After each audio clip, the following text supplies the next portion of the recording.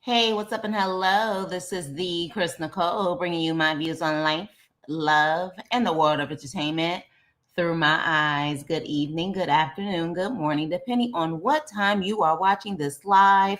Hello, crew. Hope all is well. Make sure you hit the like button on the way in. Hit the like and hit the hype. And this is my review on Ready to Love, Season 11, Episode 6. Now, who in the hell named this episode Diddy Pose? Really? Really, production? I understand somebody said it, but in this climate, Diddy Pose? Okay. So, with that being said, let's get started. Baby, Christina is out. Christina is gone. Bye bye, crazy Christina. But what's so crazy is that the girls are shocked. Ashante looks shocked. Lauren looks shocked. And I'm like, why? Like, have y'all heard the conversations that she's having with these men? Maybe not. Maybe they haven't heard it, but I was like, well, it's about time. She should have been gone about an episode or two ago. But they shocked, honey. But she sit up there and give the President Nixon peace signs. And she's like, look, at the end of the day, if you can't provide for me, then you ain't for me. Because God, if I'm gonna have to do it by myself, why do I need you anyway? So you ain't meant for me. God gonna find me a man, and all the other hoopla that she probably trying to convince herself and keep saying in her head over and over again. Genuinely, look, I hope you do find what you're looking for. If you really looking for love at this point, maybe this was just your way to come up and hopefully get you some I don't know, some views as far as your so-called music is concerned. But yeah, I don't know. But I'm glad she's gone. I'm glad she's gone, because let me tell you something. If they would have kept her, this would have told me immediately this is strictly for ratings and ratings only, because I am sure she was bringing the ratings the couple of times that she lost her freaking mind on this freaking season. So bye-bye, Christina. So at this point, Tommy is saying y'all need to dig deeper love. Y'all got to go deep. Y'all got to start talking about the internal stuff that y'all really don't want to talk about. So this is the ladies episode where they gonna be voting the men off. So y'all need to sit up there and really go deeper into your bonds. I'm like, okay, well, we'll see how this goes. So Nicole, she decided to take everybody to hot yoga. She takes Vince, she takes Donna, she takes Ashley, she takes Chris. And I'm a little confused myself as to why Vince had on compression socks. Doing, hell, they wasn't even compression socks. They was thigh highs. Straight up thigh highs. That's what they look like. I'm sorry. She called them stockings, but they look like thigh highs. But he had on compression thigh highs. I don't know why you ain't flying nowhere. And it's not like you doing any type of rigorous type of exercising, but I guess. So at that point, after they're done with yoga, Chris talks to Donna. Okay. Now, Donna is definitely one of those people who seems like she can't let stuff go, because she's still talking about how Chris was trying to figure out what was the lady saying about him to see if he was about to get cast off the show. So she said he seems like the type that like to overpower conversations. And so we find out that Chris says, he was ugly growing up. He had a gap in between his teeth. And he said he was always trying to be extra, extra romantic. And it turned people, like girls, off when they was younger, when you're like extra romantic. And I said, that's a lie. That's a lie. What girl is turned off by a guy being extra romantic? Maybe they were turned off by you, but no, that don't even make any sense to me. But with that, he said he had to learn to be a great conversationalist. Like he had to be like really be able to talk and really be able to like really dig deep that way, because of the fact that he wasn't, I guess, that attractive.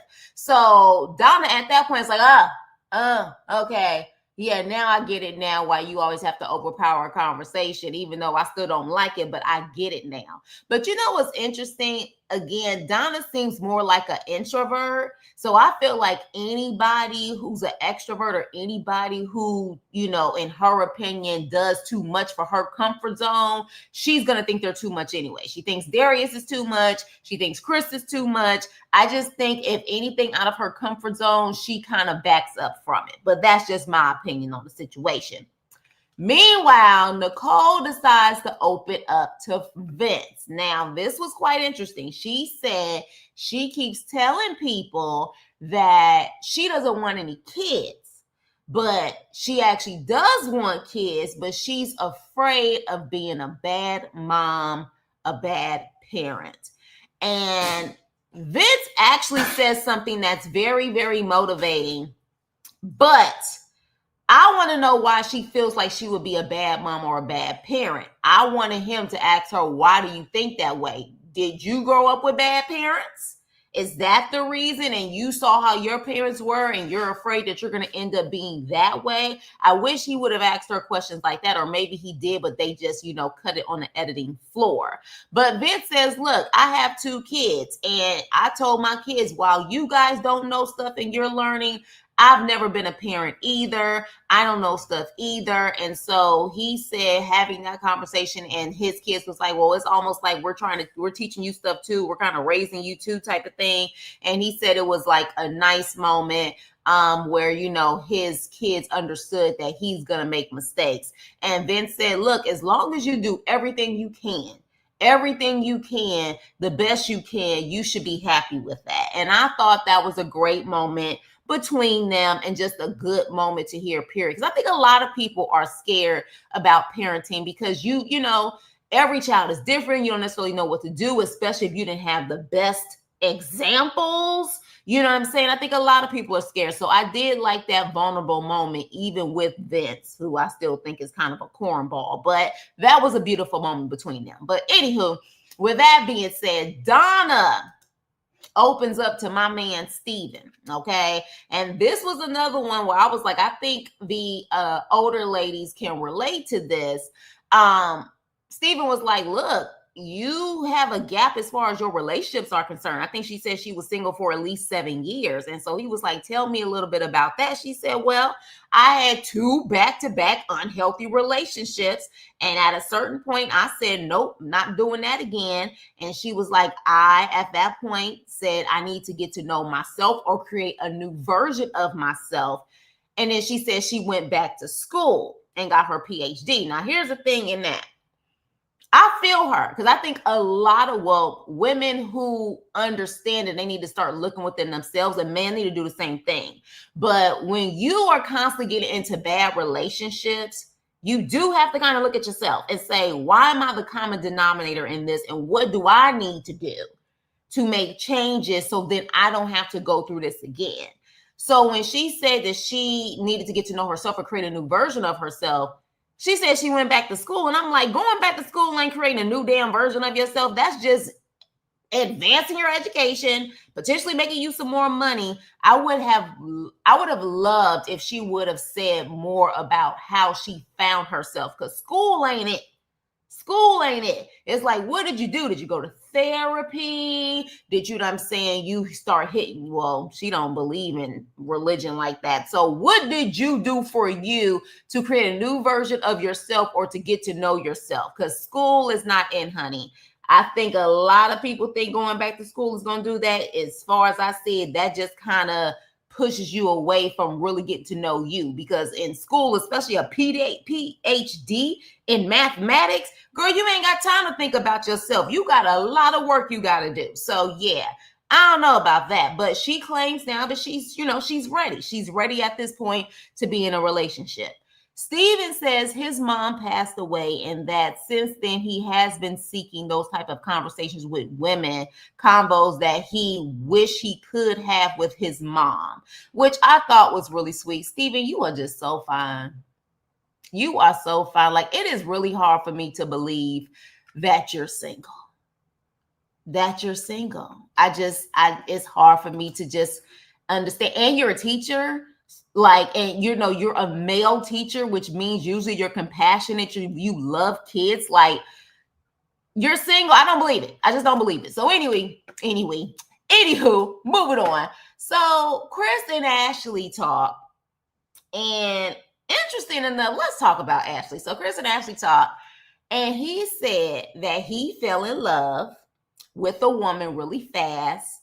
And as he said, it was about 5 months ago, and then she just ghosted him. So he's just been kind of, really not confident in how he's moving or what's going on as far as him being on this dating show. He's kind of nervous because when he did kind of give his all in his last relationship, I guess this woman ghosted him. And honestly, for me, I felt he was being vulnerable in that moment. I don't know, maybe it was just me, but I was like, okay, he's pretty much saying he's kind of scared to take that plunge again because he did that 5 months ago and the woman ghosted him. Ashley, honey, took it as in, you need to man up, G. I can't deal with a man with a bruised ego. Pick yourself up and get over it. And I was just like, well, isn't this supposed to be a moment where you guys are going deeper? So was that not him trying to be vulnerable? But at the same time, didn't Chris say that he's been married twice? I believe he told Nicole that in one of the episodes he's been married twice. So I'm thinking like, sir, I do want you to dig deeper as far as these marriages are concerned and why you have literally been married twice. What happened with the first and the second? And then this woman that you said that you fell in love with really fast. Like, there's definitely something here, but I would have loved to learn more about these marriages that he was in. But honestly, in that moment, I really thought he was trying to be vulnerable and show a vulnerable side to him. But y'all let me know what y'all think, honey. But Ashley was like, homie, pick yourself up, G. I ain't got time for no weak man. That's the way she was coming off. Like, I ain't got time for it. So with that being said, okay, I've never been to Detroit before. Never been to the D. But baby, this view and this tiki boat that Lauren had Bello on, baby, all I know is when I go to Detroit, if I ever go to Detroit, I want to go on this tiki boat. Okay? I want to go on this tiki boat in the summertime, of course, because y'all damn winters, hell no. Midwest winters, hell no. But it looks absolutely beautiful, and I want to go. All right. So yeah, with that being said, Lauren puts him on a tiki boat. She looked absolutely beautiful. Bello looked nice. They kind of almost matched a little bit. They actually look good together. So at that point, Lauren is like, hey, every time I see you, you're so nice. You're a gentleman. What the hell is wrong with you? Because I'm a little confused, honey, on why you so nice and why you such a gentleman. Like, what's going on? Like, you secretly married? What's going on with you? And he's like, no, I'm not secretly married, but I do have a child from a one-night stand, a 1-year-old child. And I was like, oh, now I don't remember Bello telling Dominique that. Do y'all remember him telling Dominique that? It's interesting that he said that to Lauren, but he hasn't said that to Dominique, and Dominique is one of his top girls. But at that point, Lauren's like, oh, okay. And so, yeah, apparently the child live in Miami. He live in Detroit. He's seen her like a couple of times. He got, the paternity test and verified that, yes, it was his Bello. One night stand and you're raw dogging it? Sir, I am disgusted. We can't say those things happen at that age, sir. I believe you're 38. 38 maybe, like, you're in your late 30s, sir. No, maybe you can get away with that in your 20s, but your late 30s, sir, it's a problem. It's a problem, but I guess, honey. So at that point, Lauren is like, okay, well, like, what about you and the baby mama? He's like, strictly co-parenting. That's it. That's all, or whatever the case may be. And she's like, oh, okay. Now, we didn't learn anything We didn't learn anything about Lauren at this particular moment. I was like, okay, Lauren, so when the hell you gonna open up? But we did learn Bello got the baby. What's up, y'all? What's up? Make sure y'all hit the like button, like, and hit the hype button for the replay game. So I was like, okay, but I could definitely see a Bello and a Lauren. That is a possible match. So we'll see how that goes. Now, this was boring as hell. Dominique and Cardi. They went to some type of trivia thing or whatever. I was quite bored watching this scene. The only thing we found out is that he has a 3-year-old and she wants to get married again. Whoop-de-doo. I want to know one thing, Dominique. Do you have kids already? Because that's my thing. Do you already have a child or multiple children and you want other kids, or you never had a chance in these high profile relationships to have any kids? And why? See, that's what I want to know, especially when you was married to the NFL player, the NBA player, whichever one you was married to. Why didn't you guys have kids? Was that when you had the miscarriages? Like, I don't know. They wasn't getting deep enough for me. Those are the things that I want to know.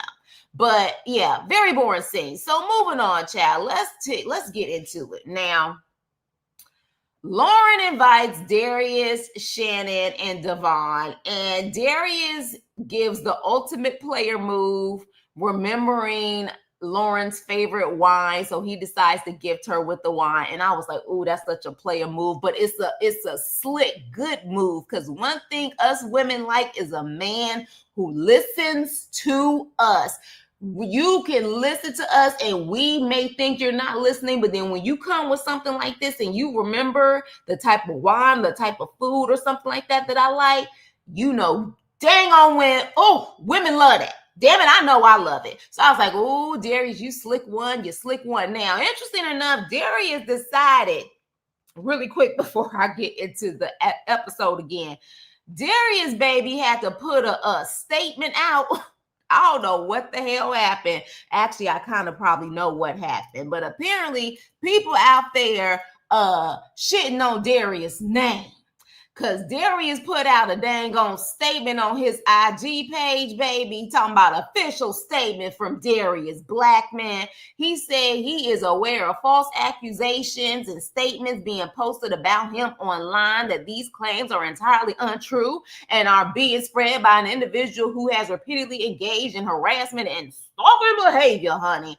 So he said, to be absolutely clear, he has never been married before, nor has he had an intimate or romantic relationship, I guess maybe with the person who's doing that? I don't know. I have no communication relationship with this person. Any posts, messages, or narratives involving my name or fabrications meant to damage my character. He said he's documenting it because he's saying, baby, this is a defamation and all of that stuff. He said he will not be engaging publicly beyond this statement. Now, interesting enough, my first actual video on Ready to Love for this season, and remember when I said, I don't know about Darius, he giving me player vibes, he giving me these type of vibes. Somebody did come on that actual video and said what I was feeling about Darius is absolutely correct. Okay, I don't know who it is, I don't know if it's the same person, but they came like a week or two later and was like, oh, you spot on, honey. You spot on, trying to make it seem like what I actually said is correct. I don't know. Again, this is for educational entertainment purposes only. But yeah, Darius done put out a statement, honey. And so it's quite interesting that Darius is the one who's getting all of this. But real talk, though, if it's something that's that serious, prayers to Darius. If it's that bad where he's saying the harassment and stalker, I'm trying to say it without getting flagged, but yeah, that's something serious. But yeah, I just wanted to let y'all know that that's what's going on with Darius right now, and somebody is around the internet claiming other things about him. But yeah, somebody actually went on that video and said that, yeah, what I was feeling about him was spot on. But remember, Darius hit me up and said, oh, laughed about it and said, nah, girl, nah, like that's not me. Hopefully I can change your mind. But I don't know if you changed Lauren's mind. So at this point, Lauren sees that he gifts her with the bottle, and she's like, Darius, I love his fashion, I love all of that stuff, but yeah, I don't know what's real when it comes to Darius. And I'm like, yeah, I can kind of feel what you're saying, girl. I can kind of feel what you're saying. So Shannon and Devon also get there. And so Lauren's like, okay, y'all, it's time to open up. So what y'all got? And so Shannon decides to share that during her recent graduate program, she fainted and literally smacked the whole left side of her head against the wall when she fainted. And she says she's still impacted by it still to this day. And I said, well, that's one hell of a thing to start off with. Y'all ain't even had no damn food yet. You literally saying your whole left side of your head is pretty much damaged, I guess. But she says she's still impacted by it. But that's serious, because she could have literally been gone, like the upper room type of gone, okay? So prayers to her, and I definitely hope that she heals from that. Now, Darius, y'all was supposed to go deeper. Now, at one point, you did go deeper in one episode talking about your mother and how your mother is the reason why you have a love for fashion and you sew and do things like that. But Darius decides to say when he was younger, all the girls in school used to line up and kiss his hand and call him King Darius. And literally, when he said that, I said out loud, boy, stop. And even Lauren said the same thing. What the hell? And I was like, that's what you think is deep? That's what you think is going deep? And he said, yeah, even my mama said, nope, stop. Nope, you can't be doing this. And I'm like, Darius, seriously? Come on now. Come on. Like, that's supposed to be deep? Yeah, okay. So Lauren just kind of rolled her eyes like, whatever. So then we find out that Lauren said that her mom and dad had a horrible relationship, but now that she has sons, she really looks at it as in there are good guys, and guys are good until you show me otherwise. So I guess what she's trying to say is at one point she looked at men a certain way, I guess because of her father and her mother dynamic. But now that she has had kids and she got boys, she kind of has a different outlook on it, which is good, because you definitely don't want what your father showed you to influence all of your relationships with men. So then Devon said his parents got divorced when he was 6, and now he wants that wife that's coming into the relationship whole, like not trying to be whole because of him, but already coming in whole. So with that, Lauren is like, look, I had a great time with Shannon and Devon. Darius, on the other hand, major side eye, and I just don't know who he is. And I was like, yeah, I gotta give it to her. Major side eye with Darius. Why would you share that story? It's coming off narcissistic. It's coming off very I don't know, you trying to do a little bit too much. Now, he said that he feels like Lauren is perfect to him. So the fact that she was willing to share that just kind of shows another vulnerable side. Darius, do you have, besides Donna, who you felt like judged you from the beginning, he really don't have anything bad to say about any of these women? Ashley, he thinks Ashley's perfection. He thinks Lauren's perfection. Okay, we'll see who you actually pick, or if you actually are ready to love. I'm still kind of side-eyeing to see if some of these people are on here just for opportunities to push their careers. But anyways, moving on. So, here we go, y'all. Here we go. Nicole's desperate behind. Child, she goes out with Ed. First things first, you can tell how Ed feel about her. Look at what the hell he has on. You going out on a date looking like that? Like that? I was like, she up there dressing nice, got a hair curl, trying to impress you, and you come in with some freaking sweats, drawstring, and again, you could tell a lot about how Ed feel by how he was dressed, okay? So she all giddy and excited, And she literally is like, oh my gosh, I get to go on a date with my crush that I've had for 15 years. And she sits down with him and she says, what's the most pain you've had that wasn't physical? That's what she asked Ed. The most pain you've had that wasn't physical.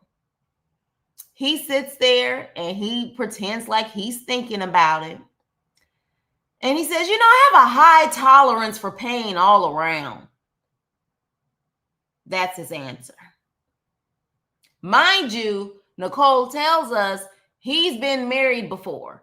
So if you've been married before and you got a freaking divorce, there was some pain somewhere or some frustration somewhere. So boy, bye. But she tells him that a deal breaker for her in a relationship is someone who can't open up to her. So at that point, it should have been bye, Ed. Bye. Because he still can't open up to you. And maybe because at the end of the day, he doesn't see you like that. He just sees you as a homegirl. But she is truly convinced that she is trying to make sure that this man stays and she can have her moment, even though she never had that moment 15 years ago when they was in undergrad together. Nicole, you looking crazy. It's giving cringy. It's giving pathetic. It's giving embarrassing. All right? Embarrassing. Meanwhile, Ashley and Bello go out and he says, well, are you ready to love? And she says, yes, I feel like I'm ready to love because I've put in the work. And I said, that's what I'm talking about, Ashley. Bring it. Talk about putting in the work. And she said, I've been in therapy for 3 years. And she said, and I'm still in therapy. But she said, one thing I've learned about me is that I'm really strong, but sometimes I feel like I'm not, like I'm defeated. And I was like, well, child, Ashley, that's all of us. Whether people want to admit it or not, strong people still get weak and still feel like there are times where they feel defeated. So I don't know what she meant by that, but I'm gonna dig deep on this because she begins to cry. And she says it's hard to see someone that she loves go through serious like mental illnesses. And she said like bipolar and schizophrenia. So I'm going to assume, don't know for sure, my opinion is that a family member in her household, siblings or one of those parents that she saw every day was going through some serious mental illnesses and maybe wasn't getting help for it. But it's also making me wonder if she feels that she could potentially get one of those mental illnesses, or maybe she has something. Because the reason why I say that is because she said sometimes she's really strong and sometimes she's not, as that's a lot of people. So it almost made it seem like, is she in her own head where she's constantly worried about maybe she could potentially go down that path of that loved one? You know what I mean? That's what it made me wonder, like what she was trying to say. Because when she said that, I was like, well, that's everyone. Everybody ain't strong all the time. Even when people try to pretend like they are, they're lying. So I'm like, what is it? Unless you have a lot of ups and downs. And because of a lot of those ups and downs, you're worried that maybe, because a lot of people feel like mental illness can be hereditary. So I don't know. Maybe she feels that way, but she starts to cry. But Bello literally was like very supportive of her and was like commending her for being open about it. And she was just like, oh, Bello is just like such husband material. And he was open about, his family dynamic. So child, Bello was on the top list for a lot of these ladies. Do you hear me? Definitely on the top of the list. So they're in the lounge. The ladies are in the lounge with Tommy. And like I said, it's Bello, Bello, Bello all day for several of the women. But again, when Lauren mentioned that Bello had a child, I think Dominique said, wow, as if she was caught off guard. I wonder how Dominique is going to feel about that, or how she feels about that, and if she's going to confront Bello about that. Because I don't think, if just based off of my memory, I don't think he has mentioned to her that he has a child. especially a 1.5-year-old. But everybody loves Bello. A couple people, girls mentioned Vince and Devon. Okay, so they was like, okay, well, who are the ones that you don't like? So of course they like Chris. Chris is just too insecure, and I ain't feeling Chris. So he's like, okay, Chris is on the table. Then we hear Ed and how Ed is not emotionally available. All right. So they're like, oh no, we can't deal with this Ed. Ed just he's not ready. So then here comes Nicole. I'm sad right now. I'm not ready to let him go. And mind you, Ashley was like, she's been crushing on this ninja for 15 years and she still ain't seen nothing. Then she still talking about she ain't ready to let him go. And Tommy had to give her that daddy look and was like, are they right? Is he not emotionally available? And she trying to figure out a way to save him. And Tommy said, girl, I think you have painted this picture in your big head. And it ain't real, heifer. It ain't real. The fantasy that you want is not the reality. And, she's like, yeah, maybe you're right. He's right. He's right. Okay. So then we have Ashante sitting down with Chris. And what's so crazy is Ashante's like, so what do you think about, what's going on with the whole dating show and all of this stuff? Like, what do you think about that? And he was like, well, I have my top 5. And she said, top 5 is crazy, sir, when it's only like 6 or 7 of us. So what do you mean your top 5? And he was like, yeah, well, you in my 5, Dominique in my 5. And she said, look, who cares about your 5? It's giving friend vibes, okay? It's giving friend vibes. You don't seem like you're really trying to be on an intimate level. It is more so that you are just trying to be a friend. So look, you ain't ready to love. Bye. Bye-bye. Like she was to the point. She was to the point. She was like, yeah, you ain't ready to love. And he was like, well, I hope you find love. And she's like, I hope so too, child. Anyways, have a great life. Meanwhile, child, I felt like I was watching freaking Days of Our Lives. All my children, young and arrested, like straight up soap opera style. Okay, it even looked like a low budget soap opera setting. Ed come in looking halfway like he ain't even caring about what he got on, like he ain't really trying to find love. He always looking like he halfway dressed, at least when it comes to Nicole. Before he come in, she looked like she having a panic attack and she about to cry. As soon as he come in and sit down, she's like,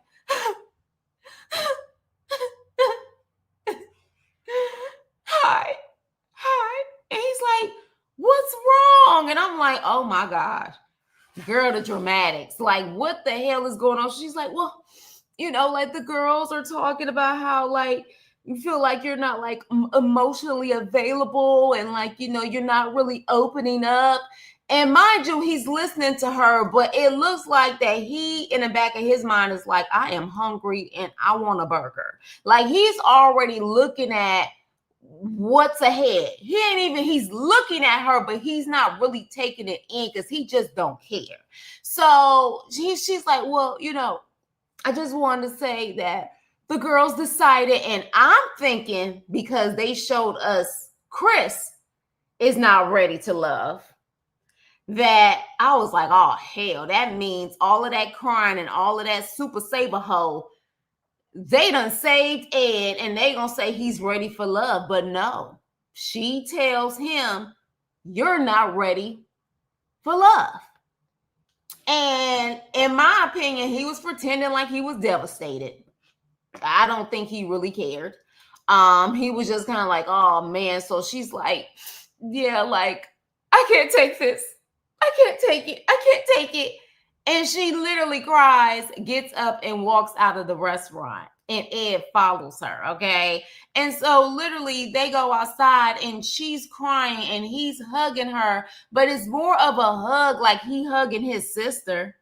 Like he hugging a homegirl. And the way she looking at him while she crying, it was almost like she was longing for some type of kiss or a mwah, something from him. She was waiting. She was just like, she kept looking in his eyes. And I'm like, girl, ain't nothing there. Ain't nothing there. And if you see a little bit of spark, he probably got gas or something, or he probably thinking about something else. He ain't thinking about you. And so she's like, oh, I'm so sorry. I didn't want it to end like this. And he was like, well, we were able to have some good conversations, like after 15 years. And I'm like, girl, if he really wanted you, this would not be the end. Getting off of this show wouldn't be the end. It would be just the beginning. But he didn't want you 15 years ago, and he doesn't want you now. He's not into you, baby. And I'm going to need for you to accept that and embrace that and go where the love is. I can't imagine crushing on someone for 15 freaking years. 15 years. Like, I wonder if she was really thinking about him before he got on the show. Like, was she really one of those girls who was still dreaming about Ed and wondering what life could have been with Ed? Who? Nicole. Like, I don't know, but I'm a little concerned, girl. And then she was like, oh my gosh, I messed up your shirt, because I guess her foundation got on his shirt. Girl, that ain't no nice shirt. It looked like he just came from the damn gym. Stop being dramatic. So he was like, well, it's devastating that I have to leave, but I'm not convinced that he's devastated. He's peace out. Peace out, Ed. Like, at the end of the day, what's so interesting is that you're leaving, though, when you were trying to get Donna off the show. Donna is still on the show and you're leaving. But yes, the problem is, sir, you didn't open up. How have you been married before and yet you're claiming that you've never been hurt outside of physical hurt and you have a high tolerance of pain? He definitely is giving me vibes that he came on this show to promote something. I don't know if Ed is an actor. I don't know. He didn't mention anything about any like side businesses or anything like that, but he was a waste of this show. He definitely didn't seem like he really wanted to be there, at least with the Nicole scenes. I think personally he did seem a little involved with the other ladies, just not with Nicole. I mean, look at the way he was dressed. But with that being said, that was the end of the episode. Now, the next episode, baby, I am ready for that episode, because that's when we meet the exes, or we meet the siblings, or we meet someone from the guy's past. So this is going to get very interesting, especially the Car Day situation. I don't know if that's Car Day's sibling or an ex, but it seems like she gets them a little riled up based off of what she says. So I'm very interested in seeing the next episode, which, wait a minute. The next episode, oh, okay, good. We got another week before Christmas, because I was like, are we going to get another episode? I believe next week we should get another episode. And then after that, they may skip a week or two because of the holidays. But with that being said, you guys, let me know what you thought about this episode. Let me know what you think about pathetic Nicole and all that dang on crying she did over a man that don't even want her, and all of the other things that we discussed tonight. So with that being said, please like, share, and subscribe. And I will see you on my next video. Toodles.